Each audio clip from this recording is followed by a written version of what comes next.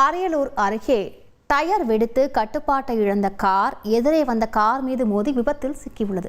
இது தொடர்பான கூடுதல் தகவலை செய்தியாளர் ராமச்சந்திரன் வழங்க கேட்கலாம். ராமச்சந்திரன், வணக்கம். இதில் யாருக்கேனும் ஏதேனும் காயங்கள் ஏற்பட்டதா விவரிங்க.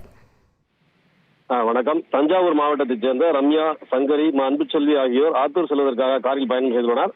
அப்போது அரியலூர் புறவழிச்சாலையில் அரியலூர் நகரை தாண்டி அரியலூர் ரயில்வே மேம்பாலம் அருகே சென்று கொண்டிருந்தனர். அப்போது பெரம்பலூரில் இருந்து அரியலூர் நோக்கி வந்த மற்றொரு காரின் டயர் வெடித்ததில் ஓட்டுநரின் கட்டுப்பாட்டை இழந்து எதிரே தஞ்சாவூரில் இருந்து ரம்யா மற்றும் சகோதரிகள் வந்த கார் மீது மோதியதில் ரம்யா மற்றும் சகோதரிகள் சென்ற கார் நிலை குலைந்து அருகில் இருந்த தடுப்பு கட்டையில் மோதி சாய்ந்தது. அதிர்ஷ்டவசமாக 30 அடி பள்ளத்தில் கார் கவிழாமல் பாலத்தில் தடுப்பு கட்டையை தடுத்து நிறுத்தியதில் காரில் பயணித்த 4 பேரும் அதிர்ஷ்டவசமாக உயிர் தப்பினர்.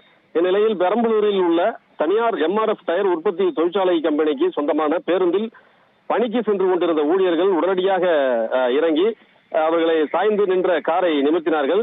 இதில் உயிர் தப்பிய ரம்யா, சங்கரி, அன்புச்செல்வி ஆகியோர் லேசான காயங்களுடன் அரியலூர் அரசு மருத்துவக் கல்லூரி மருத்துவமனையில் சிகிச்சை பெற்று ஆத்தூருக்கு தங்களது பயணத்தை தொடர்ந்தனர். அதிர்ஷ்டவசமாக உயிர் தப்பிய இவர்களின் வீடியோ தற்போது சமூக வலைதளங்களில் வைரலாகி வருகிறது.